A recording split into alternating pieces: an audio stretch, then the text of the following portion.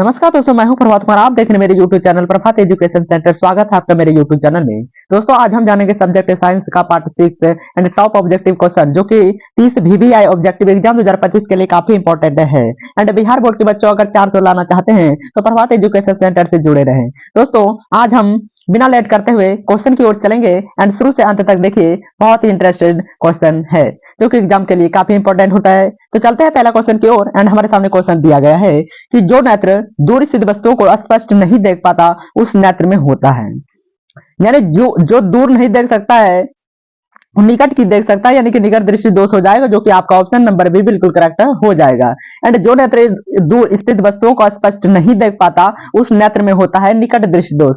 चलते हैं next question की ओर। नेक्स्ट क्वेश्चन हमारे सामने दिया गया है कि चंद्रमा पर खड़े अंतरिक्ष यात्री को आकाश प्रतीत होता है। यानी कि अगर चंद्रमा पर कोई यात्री खड़ा है तो उसको आकाश कैसा दिखाई देता होगा, नीला, उजला या लाल या काला, जो कि आपका ऑप्शन नंबर डी बिल्कुल करेक्ट हो जाएगा, काला। यानी कि चंद्रमा पर खड़े अंतरिक्ष यात्री को आकाश प्रतीत होता है काला।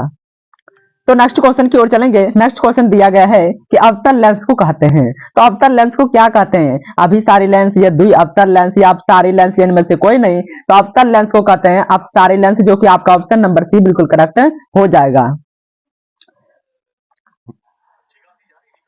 तो अवतल लेंस को कहते हैं अपसारी लेंस। एंड नेक्स्ट क्वेश्चन की ओर चलेंगे।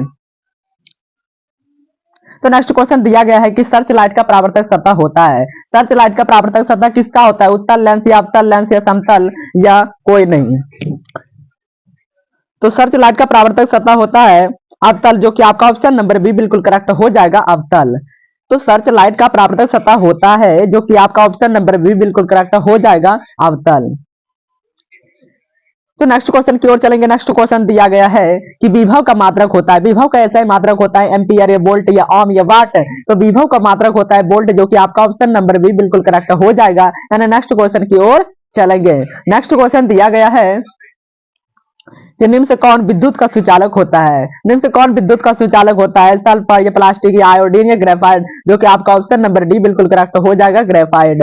तो कौन विद्युत का सुचालक है? तो ग्रेफाइट हो जाएगा। नेक्स्ट क्वेश्चन की ओर चलेंगे। नेक्स्ट क्वेश्चन दिया गया है कि विद्युत घंटी किस प्रभाव पर कार्य करती है?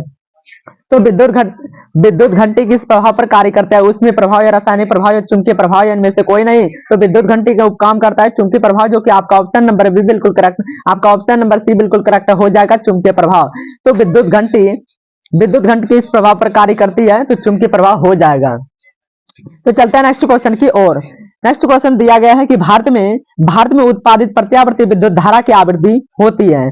भारत में उत्पादित प्रत्यावर्ती विद्युत धारा की आवृत्ति क्या होती है? 50 हर्ट्ज या 60 HZ या 70 HZ या 80 HZ, जो कि आपका ऑप्शन नंबर ए बिल्कुल करेक्ट हो जाएगा, 50 HZ। यानी कि भारत में उत्पादित प्रत्यावर्ती विद्युत धारा की आवृत्ति होती है 50 HZ। चलते हैं नेक्स्ट क्वेश्चन की ओर। तो नेक्स्ट क्वेश्चन दिया गया है कि नाभिकीय विखंडन को नियंत्रित करने में प्रयुक्त होता है।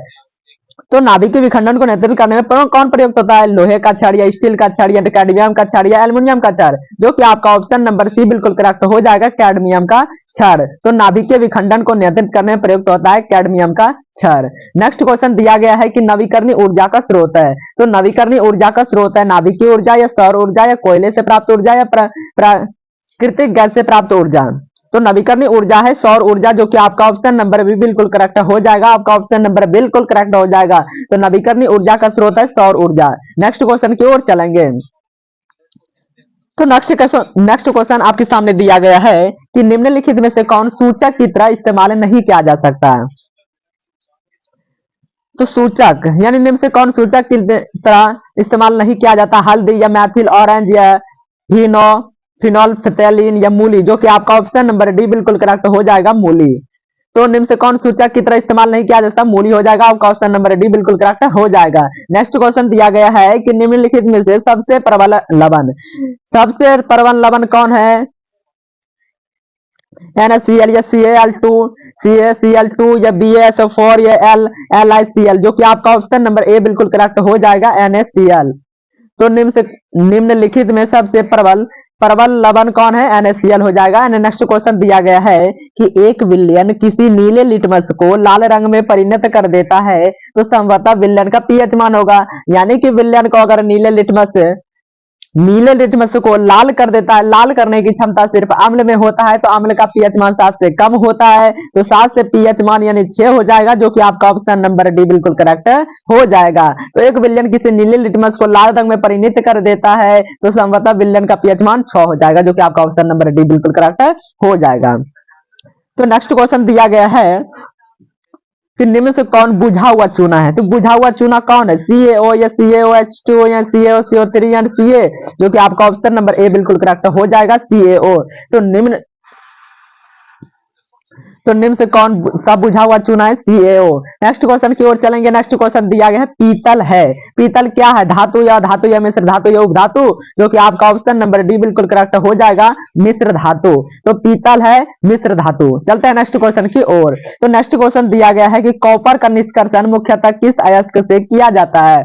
तो कॉपर का निष्कर्षण मुख्यतः किस अयस्क से किया जाता है, कॉपर ग्लास या कॉपर पायराइट या क्यू पायराइड, या इनमें से कॉपर कोई नहीं। जो कि कॉपर का निष्कर्षण किया जाता है कॉपर पायराइड, जो कि आपका ऑप्शन नंबर बी बिल्कुल करेक्ट हो जाएगा। तो कॉपर का निष्कर्षण मुख्य रूप से अयस्क से किया जाता है, तो कॉपर पायराइड हो जाएगा, जो कि आपका ऑप्शन नंबर बी बिल्कुल करेक्ट हो जाएगा।